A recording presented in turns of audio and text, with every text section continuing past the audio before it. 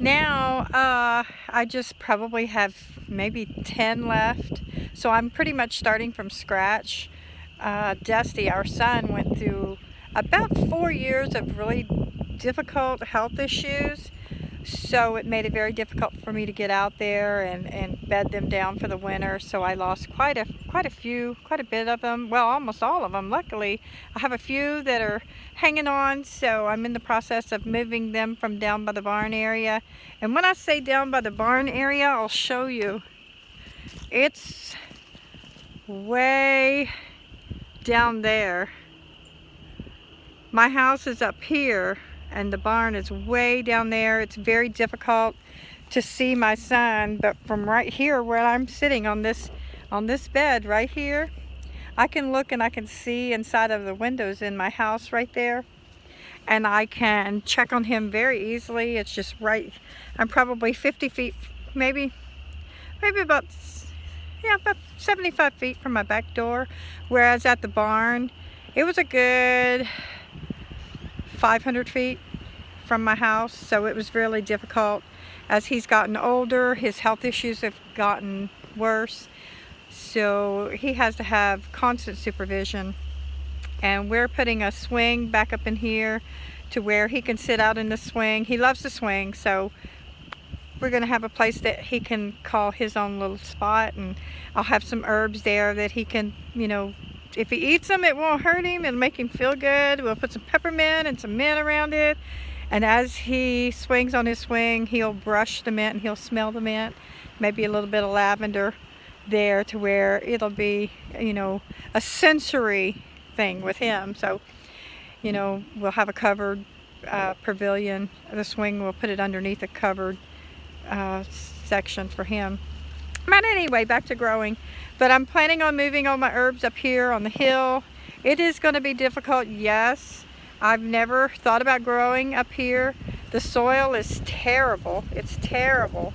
So we are having to bring in all of this, and this dirt is absolutely beautiful. I hope you can see it. My phone, I take my videos off of my phone. It's so much easier for me. I always have my phone on me. But this dirt has been composting now. This is actually wood chips that we got a year and a half ago, and it's been composting down in the front. We have wood companies that drop their chippings out here, and I have all the chippings that I could ever use, which they just started back this spring, bringing me more wood chips. So I'm gonna have plenty to put beds all over this hillside, and you can kind of see, according to the way I'm sitting, it's pretty hectic hill. Well, not hectic hill, but it's a pretty good hill that I have to work with. And then we're going to go back here in this tree line. We're going to go back 2 more acres and clear it. I'm going to get a couple of goats. Oh, I was telling you the animals we had. We had rabbits, we've had cattle, we've had goats, we had show goats, we've had meat goats, we've had milk goats. I loved my milk goats. I love goat milk. I don't drink regular milk, but I would drink goat milk. We had chickens, we had show chickens, we had meat chickens. We've processed meat, we've processed our meat, we have processed chickens, we have processed rabbit, and we have processed beef off of our farm. We thought about possibly getting 2 steers, raising them up, selling one to pay for the butchering of the other. And then we're going to keep probably, with me and my husband and my son, probably a half a cow would be all that we would really need over a whole year. And about, I would say 50 chickens would feed us for a whole year. So I don't know yet how I'm going to handle that. I'm going to get the gardens in and then see from there what I can do. Maybe next year we may add some chickens in. I'm kind of keeping a log of how much chicken we actually eat per week. Usually 1 chicken per week is about what we eat. We eat more beef. My husband is a beef eater. I'm more veggies. I love veggies, so the more veggies, the happier I am. So I'm focusing more on veggies right now, and then We don't have a cellar, so that's really disappointing. I love potatoes. I know I'm not supposed to eat them because I'm modified keto diet, but hey, you know, if I'm doing all this work, you know, I'm gonna burn it off.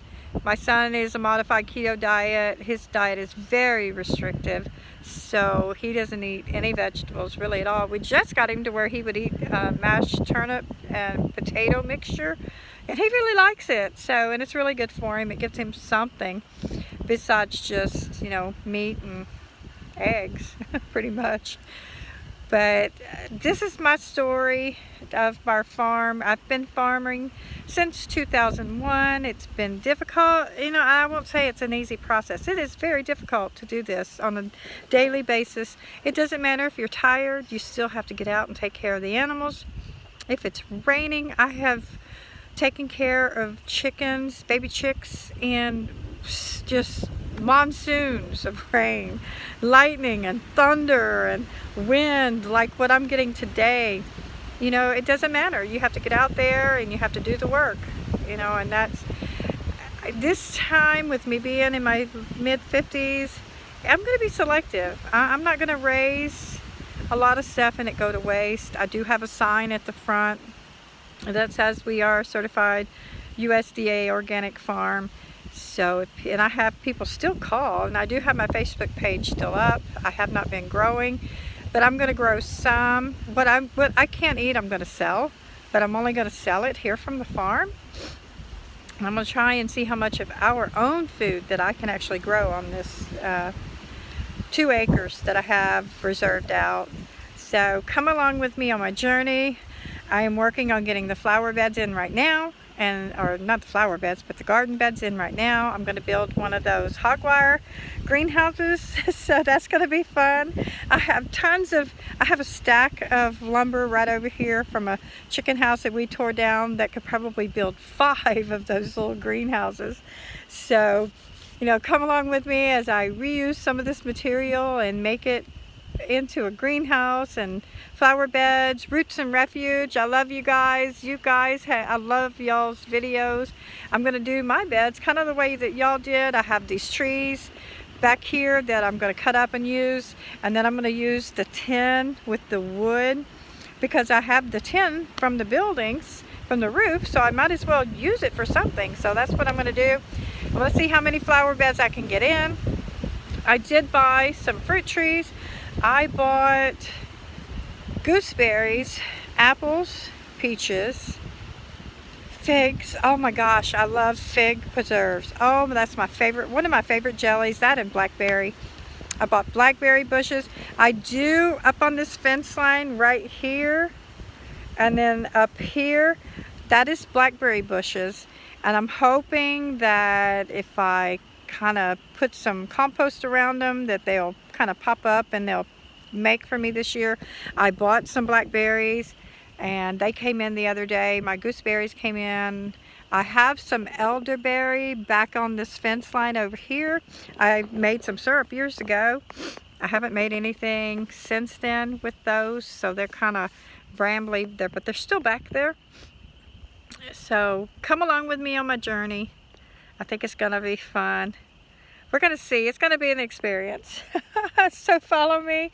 Make sure you hit the subscribe button so you'll know when I post new videos, and learn with me as I learn all this all over again, and as I take a patch of ground with nothing on it that's on a hillside and horrible dirt, and I make a nice garden out of it. I look forward to sharing more videos with you, and y'all have a great afternoon. Get your hands in the dirt and enjoy the creation that God gave us. Bye.